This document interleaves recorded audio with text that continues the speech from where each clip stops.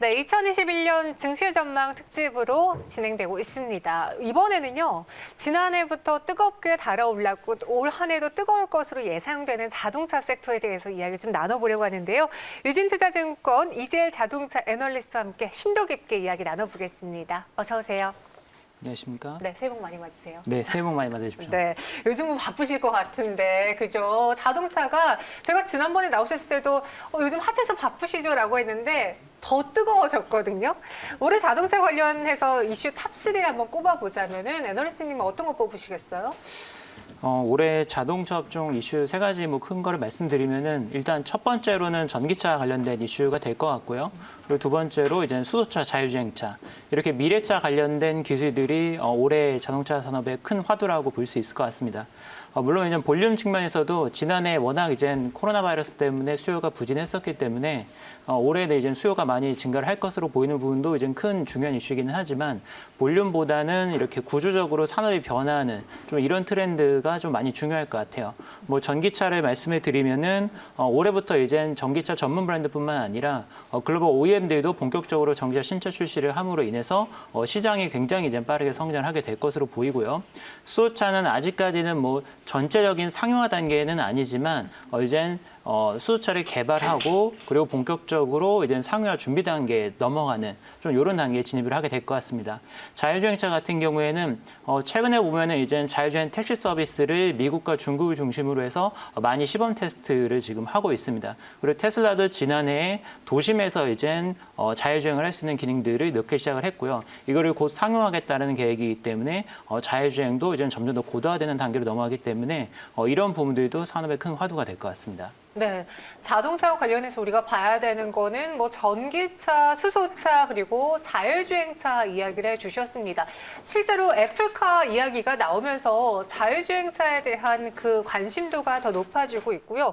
또 그에 따라서 과연 어떤 업체들이 애플과 손을 잡을까? 뭐 LG전자 상한가를 시작해서 낙수 효과가 여러 업체들로 번져 나가고 있는데 여기 더불어서 어제는 현대차 그룹이 뜨거웠던 배경 중에 하나가 아이오닉 5 때문이었거든요. 조기 출시 예상된다고 하는데 얼마만큼의 시장의 파장을 갖고 올지 또 어떤 애널리스트분은 경쟁이 심화돼서 또 그 부분을 조심해야 된다라고 이야기하시던데. 네, 네. 맞습니다. 일단 아이오닉 같은 경우에는 사실은 이제 뭐 공식적으로 출시 일정을 확정 지은 게 아니었기 때문에 네. 뭐 이걸 가지고서 이제 조기 출시냐 아니냐 이걸 좀 따지기 애매할 수 있지만 그냥 출시예요. 지난해 근데 좀 사건이 있었죠. 네. 지난해 어떤 사건이 있었냐면은 코나 EB 화재 사건이 맞아요. 이제 있었기 때문에 이로 인해 가지고 조금 더 이제 안정성이나 이런 것들을 점검해야 되기 때문에 신차 출시가 좀 딜레이가 되는 거 아니냐. 좀 이런 우려가 하나 있었고요. 그리고 작년에 이제 현대차 외에도 전기차 전원 플랫폼 기반으로 신차를 출시했던 폭스바겐 ID3가 작년 상반기 중에 출시가 됐어야 됐지만 하반기에 나왔습니다. 그래서 여러 가지로 이제 이런 전기차 전용 플랫폼 신차를 개발하는 게 상당히 쉽지 않기 때문에 딜레이가 될 수도 있지 않느냐라는 우려가 존재를 했었습니다. 근데 최근에 이제 나온 뉴스들을 보게 되면은 해외에서는 이제 사전 예약을 받기 시작을 했거든요. 이게 뭐 리미티드 에디션에 대해서만 사전 예약을 받는 거기 때문에 뭐 완전히 출시되는 거는 조금 이제 시차가 있을 수 있지만 이제 사전 예약을 받기 시작을 했다는 걸 결국에는 최소 한 2월 달에서 3월 달 수준에 뭐 2월 달이 아마 될 것 같은데 이때 뭐 완벽하게 모델들이 공개가 된다는 얘기가 되기 때문에 사전 출시가 되는 거다라고 이렇게 좀 말씀을 드릴 수 있을 것 같습니다. 보통은 이제 출시가 지연이 되면은 마지막 점검 단계에서 좀 문제가 발생하거나 좀 그런 사안들이 많기 때문에 빨리 출시가 된다는 건 그만큼 제품 완성도가 높을 가능성이 높다라는 거기 때문에 그 부분들이 좀 긍정적으로 보고 있고요.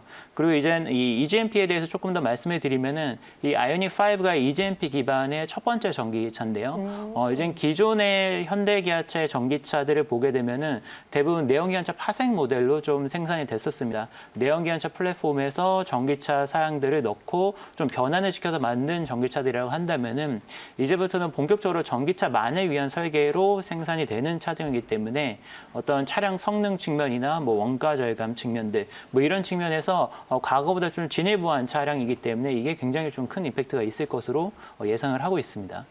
EGMP 기반의 최초 신차다라는 그 키워드가 가장 와닿는 것 같고요. 그리고 여기에 더불어서 사실 정부 측에서도 현대차를 많이 밀어준다라고 생각을 했거든요. 투자자들 입장에서는 특히 그 부분이 수소였어요. 네, 이 맞습니다. 수소에 관한 자동차 지금 진행 과정은 어떤지요, 현대차 안에서? 수소차 같은 경우에는 최근에 뭐 여러 가지로 진행되고 있는 부분이 뭐 수소 승용차도 있고요. 네. 뭐 수소 상용차도 있고 그리고 수소 연료전지 발전 뭐 이런 여러 가지 뭐 카테고리들이 있습니다. 근데 얼마 전에 이제 현대차에서 발표한 내용을 보게 되면은 네. H2라고 하는 수소 연료전지 전문 브랜드를 이제 공개를 했거든요. 네. 그래서 여기에서 이제 얘기를 하는 거는 기존의 현대차가 수소 승용차를 자체적으로 생산해서 소비자한테 판매하는 것. 요게 이제 메인 비즈니스였다라고 한다면은 앞으로는 연료전지 자체를 외부 업체들한테도 공개를 하고 그리고 수용차뿐만 아니라 수소 상용차 그리고 또 이제 추가적으로 저희가 UAM이라고 하는 수소 플라잉카라든지 아니면은 수소 선박이라든지 네. 뭐 이런 다방면으로 활용함으로써 비즈니스 구조를 확 늘리겠다라는 게 이제 현대차의 계획입니다. 그래서 오늘 또 이제 뭐 뉴스에서 발표된 내용을 보게 되면은 중국 쪽에 신규로 수소 연료전지 공장을 현재 짓겠다라고 얘기를 했는데 뭐 이런 부분들이 이제 본격적으로 비즈니스를 확장하는 국면에 접어들고 있다는 거를 잘 보여주는 사례들이라고 볼 수 있습니다. 그럼 개인적으로 좀 궁금한 건데요. 이번에 자동차에서 또 화제가 됐던 게 애플카였잖아요. 아직 뭐 그에 대한 뚜렷한 애플 측의 입장도 없었고 그 가시화되려면 좀 시간이 남았겠지만 만약 애플카마저 이 자동차 시장에 뛰어들게 된다면은 현대차라던가 국내 자동차 완성차 업체들에게는 또 다른 공룡 경쟁사들 탄생으로 위협을 받을 수 있지 않을까요?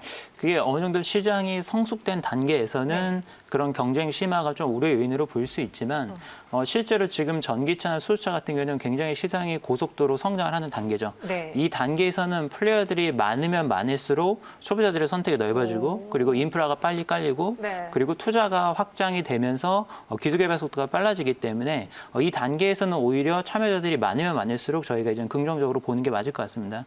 그래서 뭐 테슬라 같은 경우도 사실은 전기차 관련된 IP들을 예전에 많이 공개를 했었는데 그때도 얘기를 했었던 게 이제는 이거를 시장을 빨리 키우기 위해서는 다 같이 함께 갈 필요가 있다고 얘기를 했었거든요. 그래서 그런 측면들을 좀 생각을 해야 될 것 같고요. 이제 IT 기업들마저도 전기차 사업에 뛰어든다라고 한다면은 기술 개발 속도가 지금보다 훨씬 더 빨라질 거기 때문에 시장이 열리는 속도 그리고 효율성이 올라가는 속도가 빨라지기 때문에 오히려 더 좋다라고 좀 판단해야 될 것 같습니다. 또 그렇네요. 또 제가 이런 부분은 몰라서 궁금해서 여쭤봤고요. 여기에 따라 전장 부품들에 대한 관심도 커지고 전장 시장이 커지다 보니까요. 과연 우리가 부품주 내에서 관심을 가져봐야 되는 거지 현대그룹주로 좀 한정되어 있을까요? 어떻게 보세요? 일단 뭐 지난해 같은 경우를 봤었을 때는 네. 아무래도 가장 이제 핫했던 거는 테슬라. 뭐 올해도 요즘 굉장히 핫하긴 하죠. 새해 벽두부터요. 네, 새해 벽두도 굉장히 핫한데 테슬라 같은 전기차 전문 브랜드들, 뭐 테슬라뿐만 아니라 니오, 뭐 샤오펑, 뭐 리오토 이런 중국 전기차 전문 브랜드들도 이제 굉장히 공격적으로 판매자 증가하기 시작을 하면서 이렇게 외부 고객사들을 많이 확보한 업체들의 주가가 좀 많이 올랐습니다. 많이 오르고 지난해 어느 정도 이제 주가들이 많이 올랐는데 현대차 그룹사에 있는 부품사들의 주가가 사실은 많이 못 올랐어요. 작년에 뭐 현대기아차 대비해서도 언더퍼폼을 했었고 다른 이제 다각화된 고객사를 보유한 어떤 그런 부품사들보다도 주가가 좀 언더퍼폼을 했었습니다. 근데 올해 이제 본격적으로 아이오닉5를 출시하면서 현대차 그룹의 포트폴리오가 많이 변화가 일어나게 되고요. 그리고 이게 변화가 되면은 현대차 밑에서 서포트를 하는 그룹 계열사 부품사들도 포트폴리오가 본격적으로 변화가 됩니다. 그래서 이런 거를 감안하면은 지난해 뭐 테슬라 이슈로 좋았었던 업체들 올해도 이제 물론 좋을 걸로 생각을 하지만 거기에서 좀 소외됐었던 현대차 그룹 관련된 부품사들도 좀 관심 가질 필요가 있다. 좀 이렇게 좀 생각을 하고 있습니다. 뭐 대표적으로 현대모비스, 현대위아가 될 건데 네. 현대모비스는 수소 연료 스택 같은 경우에도 집중적으로 공급을 하고요. 그리고 전장 부품들, 뭐 전기차뿐만 아니라 자율주행 솔루션에 들어가는 아이템들도 많이 생산하기 때문에 굉장히 올해 이제 전망이 밝다라고 보고 있고요. 현대위아 같은 경우에는 엔진을 좀 기존에 많이 했었기 때문에 내연기관차 부품사다라고 해서 좀 디스카운트를 많이 받았었는데 뭐 올해부터는 이제 본격적으로 변하는 모습들이 많이 나타날 거기 때문에 그런 부분에서 좀 저평가된 상황에서 미리 매수를 하는 것도 나쁘지 않다라고 보고 있습니다. 현대위아가 어제 상한가를 기록했잖아요. 저희도 방송에서 다뤘는데 이재용 연구원님은 이 현대위아의 상한가를 어떻게 보셨는지 또 그 배경에 대해서 다시 한번 좀 정리를 해주신다면요. 어제 이제 주가가 급등을 했었던 거는 네.